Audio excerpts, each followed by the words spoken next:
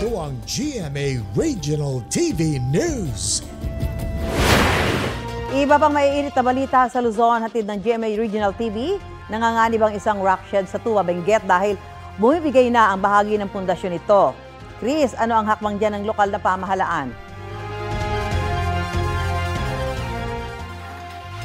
Susan, inaalam pa kung bukod sa pag-uho ng lupa dahil sa masamang panahon ay may iba pang dahilan kung bakit nasisira ang rock shed sa bahagi ng Camp 6 sa Cannon Road. Ayon sa Baguio City LGU na katabing lungsod ng Tuba, may inatasan ng third-party auditor para matukoy ang tunay na kalagayan ng rock shed. Nagpapatuloy pa ang clearing operations doon kasunod ng landslide. Hindi muna pinapadaanan ang bahagi ng Camp 6 sa Cannon Road hanggang hindi natitiyak na matibay ang pundasyon nito.